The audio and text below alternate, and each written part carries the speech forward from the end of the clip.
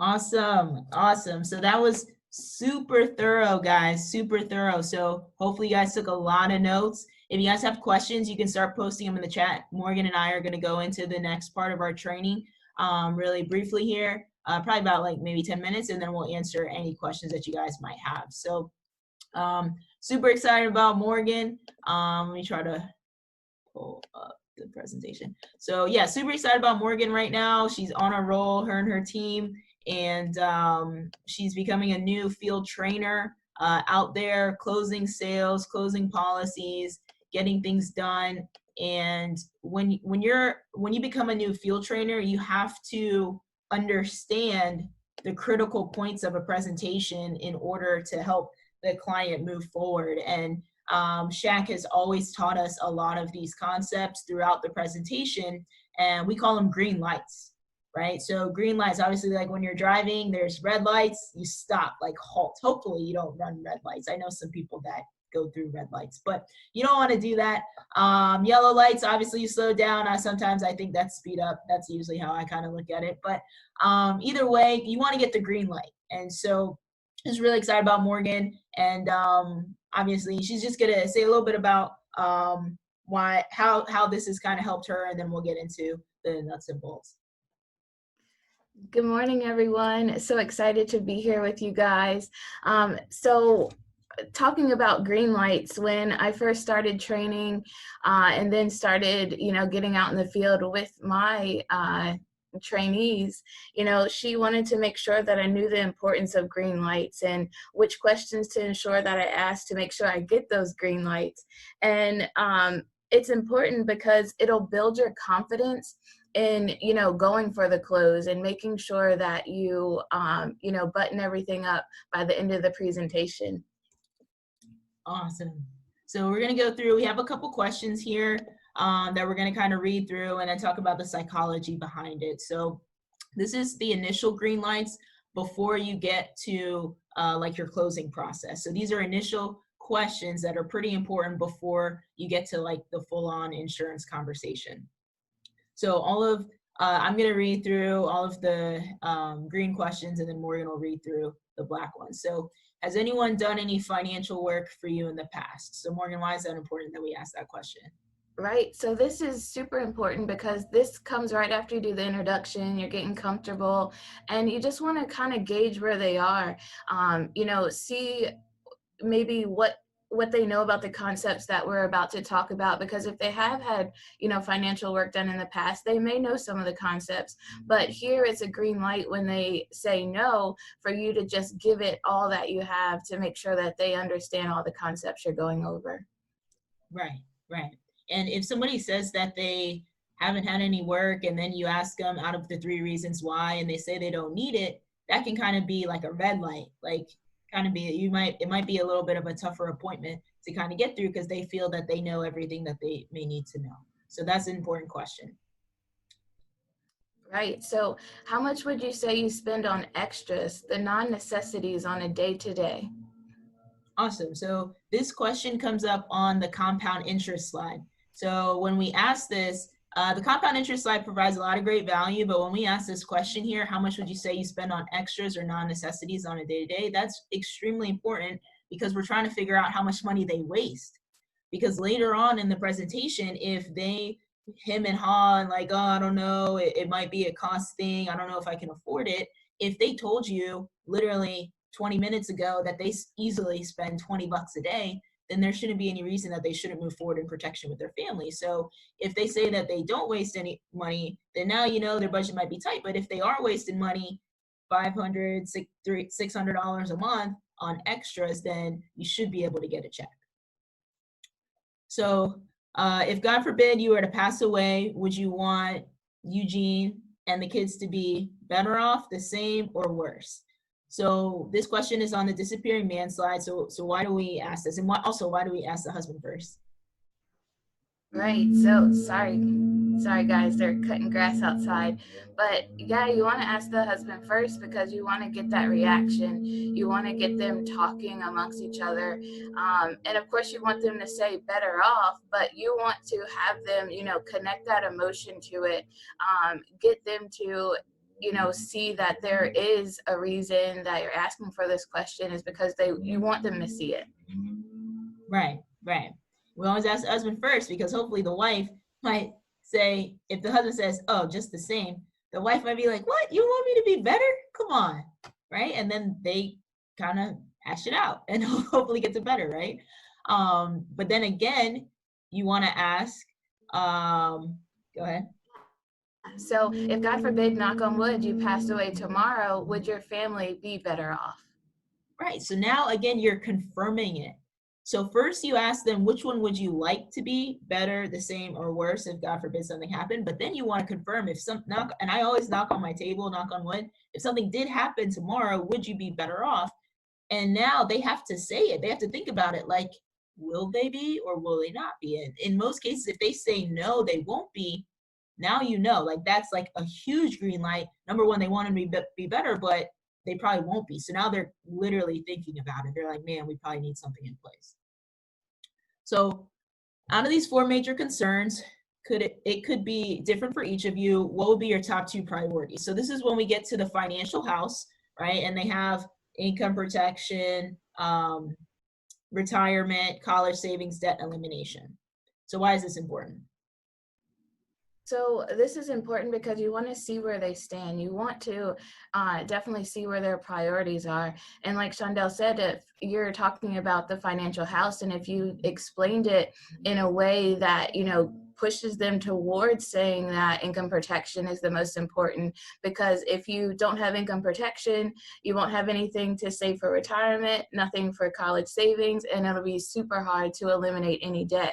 So you want to try to gear them towards income protection, and as soon as they pick income protection, that's your green light to give it everything you got. Awesome. And the next one is, how much coverage do you have? Right. So when you ask that question on literally the next slide, when you go into income protection, how much coverage do you have? And they say no coverage, man, that should be a green light. You should always press for the close if the family has responsibilities, kids, a spouse, and then they say no coverage at all. When they say it, number one, they feel a certain way, man, we have no coverage. Mm-hmm. So when that happens, you should definitely be getting a check. That's a huge green light. All right, so next one is protecting your family important enough that you would be willing to begin setting aside some money each month to take care of this. So this is another one that I feel that, will get their emotions involved, because you're saying, protecting your family isn't important enough. So you want them to say, it's a simple answer of yes or no, but that yes is very powerful to let you know that you can take the next step in the process. Right. So if we can put together a program that makes sense and would be affordable for you, is there any reason you wouldn't implement that program? Right. So this is huge. So this is literally right after you ask this question. So this is on the no insurance page. So if you guys are thinking about the presentation, when you get to the no insurance slide, the first commitment question is the one Morgan I just read and she explained. And then the second question right after that is, if we can put together this program and it makes sense and will be affordable, is there any reason you wouldn't implement it? That is literally a commitment question to do business. If they say, no, there wouldn't be any reason, should be a green light, right? Sometimes I even push it a little bit further and I'll say, is there any reason you wouldn't implement the program today, right? So it just really depends. Sometimes you get this vibe that they're like, man, we have no insurance. We need some. We've been talking about it. So then I'll just throw in the today, right? But that's important. That's if they say no to that. I mean, if they say yes, there is a reason, then you got to go back. You got to kind of recap. That's definitely a red light.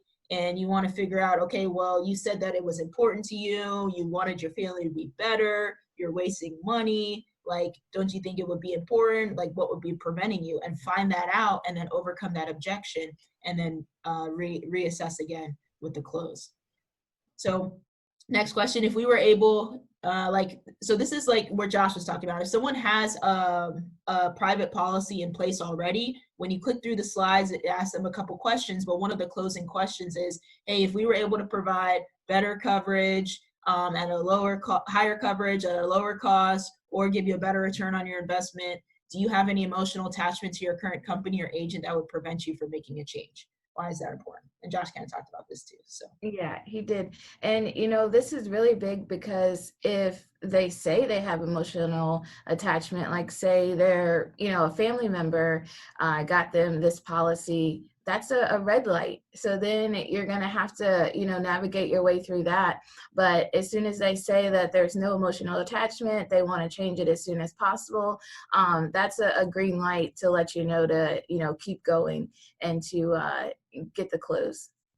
awesome. And so the next one is, so wouldn't it make sense to use 2% of your income to protect 100% of your income? Right. So for the little change up in the presentation that we've started to do after the theory, this is one of the questions that Shaq has added in. And so after we talk about the need and finding the need, and if you had homeowner insurance and car insurance, and how much of your home or car would you want to replace? Usually they say all of it. Then you ask, okay, well, if God forbid anything was to happen to you, how much of your income would you want to replace? Most people would say all of it. So here, this is bringing now numbers into it, dollar signs in their head usually, and it's kind of like reducing it to the ridiculous. So wouldn't it make sense to use just 2% of your income to protect 100% of your income? And in most cases, they'll say yes, right? So that's very important. Now, after you give them their 3 ranges to pick from, like, okay, Morgan and Eugene, if you can set aside money towards your coverage, would 50 to 75 be good? 75 to 100, 100 to 125, which would best fit you? After they choose a range, I always just like throw it in. I say, okay, so that wouldn't be stressful on your current budget at all, right? Yeah, and so this one's important because you just want to confirm what they've already said. So they're, just choosing numbers on the screen, but once you ask that question again, you're confirming that that's exactly what they're able to do and it makes sense for them and won't stretch their budget. So there won't be any questions after you get those quotes on the screen. Right. Last one. Right. If we could find an option that fits within that range and is smarter in every way, would there be anything that would prevent you from taking care of the application today or when we meet back? Right. So this is extremely important. And so this question is the same for if you're gonna take an application that same day. So like if, for example, somebody has no insurance or they only have group insurance, you should push for the close on the first appointment. If they have a private policy, a majority of the time you'll come back for the second appointment, unless, like Josh was going over, if they're able to pull up their policy, all of their information, and you can confirm 100% that everything is smart in every way in that first appointment, then you can close as well. But in most cases now they're on Zoom. If someone does have a policy, we usually have it carried back. So here, if we can find an option that fits within the range and is smart in every way, would there be anything that would prevent you from taking care of that application today? This is it. If they him and haw anywhere on this, then you got to overcome those objections. But if they say no, you're good, you're solid, you already figured out their budget, what they can afford, they said it wasn't stressful, and they said that there would be nothing that would prevent them from moving forward, or if it's carried back when we meet back. So with that, you should be able to go right into the quotes, they pick an option, and then get started with the application process. So guys, I think that today we went through a comprehensive training. So obviously there's different scenarios out there. Josh thoroughly killed universal life. You should never, ever get a client to be comfortable keeping a universal life policy. And then once you can get these questions in order and help them move forward, hey, you guys could get a check. So if you guys have any questions, definitely you can open it up in the chat. I didn't see anything come up, but you guys can feel free to post any questions that you guys may have. But that's all that we kind of have so far. While we're waiting for questions on anything on the green lights on universal, I just want to share a story. Please share questions on universal life insurance if you have any. So this week for a old recruit of mine, his mother turned out to, I actually did securities with her. We rolled over her TSP as a government worker, and she asked me about her life insurance. I don't know, 3-4 days later. Like, yeah, I mean, I can help you. What kind do you have? And she was like, I got universal life insurance.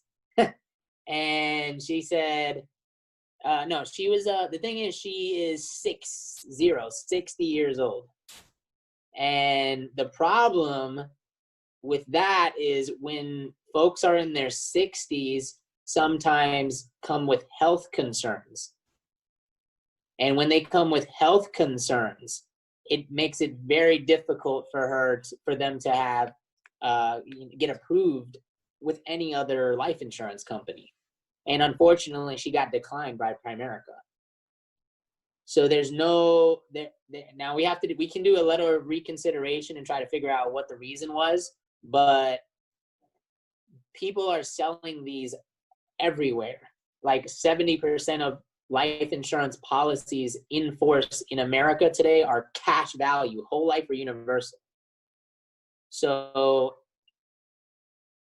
I'm all about recruiting. I'm all about overrides. I'm all about doing it big and fancy. But there's an element of a crusade that comes with what we do, and it just I just almost didn't have the heart to call this woman and tell her, because she was like leaning on me. She's leaning on me for financial advice. This woman is with investments and life insurance. And I had to man up and make that call.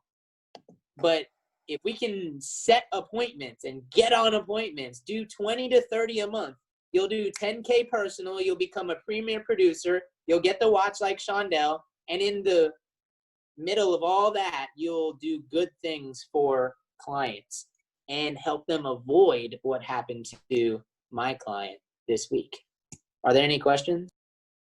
I didn't see any questions on the chat, guys. So we're right at that, which means that we, I guess, did a really good job, was very thorough, and everything made sense. So if you guys have questions later on, let us know. But this video will be up on YouTube, and we appreciate you guys getting on. Going into the second week of August, let's just crank it out, get things done, set up your week. Thank you, guys.